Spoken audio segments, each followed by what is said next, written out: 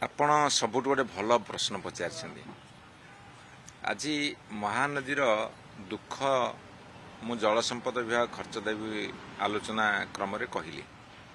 କାହିଁକିନା ମୁଁ ମହାନଦୀ କୂଳେ ଜନ୍ମ ନେଇଛି, ସେଠି ବଢ଼ିଛି। ମହାନଦୀର ଆତ୍ମା ସାଥିରେ ମୁଁ ଅତ୍ୟନ୍ତ ଘନିଷ୍ଠ ପରିଚିତ। ମୁଁ ତାକୁ ଇମୋସନାଲି ଆଜି କହିଛି, ଭାବପ୍ରବଣ ହେଇ କହିଛି। ମହାନଦୀ ବକ୍ଷ ଶୁଖି ଯାଇଛି, ତାର ଶଯ୍ୟା ବର୍ତ୍ତମାନ ତତଲା ବାଲିରେ ଆଉଟ ପାଉଟ ହେଉଛି ଏବଂ ତାର ଦୁଇ କୂଳ ଅବବାହିକାରେ ଯେତେ ସବୁ ଜନବସତି ଗାଁରୁ ସହର ଯାଏ ସେମାନେ କଷ୍ଟ ଭୋଗୁଛନ୍ତି। ଏବଂ ସବୁଠୁ ବଡ଼ କଥା ହେଉଛି ଛତିଶଗଡ଼ ଯେଉଁଭଳି ଭାବରେ ମହାନଦୀକୁ ବନ୍ଦୀ କରି ରଖିଛି, ସେଥିରୁ ମୁକ୍ତ କରିବା ପାଇଁ ଓଡ଼ିଶା ସରକାର ଏବଂ ଓଡ଼ିଶାବାସୀ ସଂଗ୍ରାମ କରିବା ଦରକାର।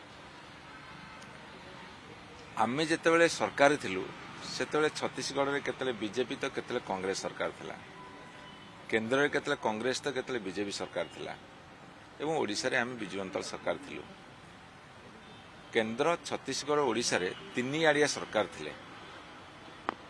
ସେଇଥିପାଇଁ ଯେତେବେଳେ ଛତିଶଗଡ଼ ଆମ କଥା ମାନିଲାନି, କେନ୍ଦ୍ର ଆମ କଥା ଶୁଣିଲାନି, ଆମେ ସୁପ୍ରିମକୋର୍ଟ ଯିବାକୁ ବାଧ୍ୟ ହେଲୁ ଯେ ଗୋଟେ ନ୍ୟାୟ ଦିଆଯାଉ, ସେ ମହାନଦୀକୁ ଯେଉଁ ବାନ୍ଧିକି ରଖୁଛନ୍ତି, ପାଣି ଛାଡ଼ୁନାହାନ୍ତି, ଓଡ଼ିଶାକୁ ପାଣି ଛାଡ଼ନ୍ତୁ। ଯେହେତୁ ତିନିଆଡ଼ିଆ ସରକାର ଥିଲା, ମୋର କହିବାର କଥା ହେଉଛି ଏବେ ଗୋଟିଏ ଦଳର ସରକାର ତିନିଟି ଜାଗାରେ ଅଛି।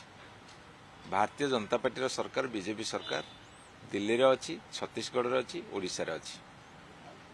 ତେଣୁ ମହାନଦୀ ବର୍ତ୍ତମାନ ନିବେଦନ କରୁଛନ୍ତି ଓଡ଼ିଶାର ବିଜେପି ସରକାରଙ୍କୁ, ଯେହେତୁ ଆପଣ କେନ୍ଦ୍ର ଏବଂ ଛତିଶଗଡ଼ ଓଡ଼ିଶାରେ ଅଛନ୍ତି, ମୁଁ ହେଉଛି ପ୍ରକୃତି, ମୁଁ ହେଉଛି ମା, ମୋତେ କୋର୍ଟ କଚେରୀକି ଟାଣନ୍ତୁ ନାହିଁ।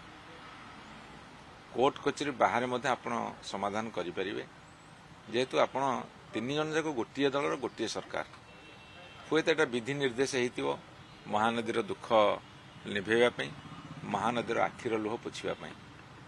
ତେଣୁ ଆମକୁ ଯଦି କିଏ ବ୍ଲେମ୍ କରୁଛି ତମେ କାହିଁକି ଯାଇଥିଲ ସୁପ୍ରିମକୋର୍ଟକୁ, ଆମେ ଏଇଥିପାଇଁ ଯାଇଥିଲୁ ସେତେବେଳେ କେନ୍ଦ୍ରରେ ଥିବା ମୋଦି ସରକାର ଶୁଣିଲେନି, କେତେବେଳେ ଛତିଶଗଡ଼ରେ ବିଜେପି ସରକାର ଥିଲା ତ କେତେବେଳେ କଂଗ୍ରେସ ସରକାର ଥିଲା, ସେମାନେ ଶୁଣିଲେନି।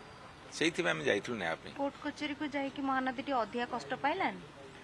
ମହାନଦୀର ଯେଉଁ ଦୁଃଖ, ଯେଉଁ କଷ୍ଟ, ଯେଉଁ ଯନ୍ତ୍ରଣା ଆପଣ ଥରେ ଏଇ ଖରାଦିନେ, ଏଇ ମାର୍ଚ୍ଚ ମାସ, ଏପ୍ରିଲ ମାସ ଆସନ୍ତୁ ଦେଖିବେ।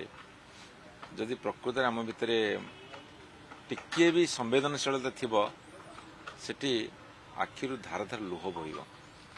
ଆସ ମହାନଦୀର ଲୁହ ପୋଛିବା, ମହାନଦୀର ଦୁଃଖକୁ ନିଭେଇବା ଏବଂ ତା ସାଥିରେ ଆମେ ଓଡ଼ିଶାବାସୀ ଉପକୃତ ହେବା।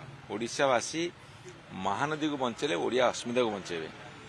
ଆଉ ସେଇଥିପାଇଁ ଯେଉଁ ସରକାର ଅଛନ୍ତି, ଭାଜପା ସରକାର, ସିଏ ତାକୁ ଦାୟିତ୍ୱ ନିଅନ୍ତୁ।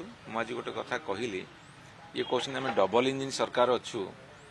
ମୁଁ କହିଲି ଡବଲ ଇଞ୍ଜିନ୍ ସରକାରଠୁ ବେଟର ଶୁଭିବ ମୋମୋ ସରକାର କହିଲେ।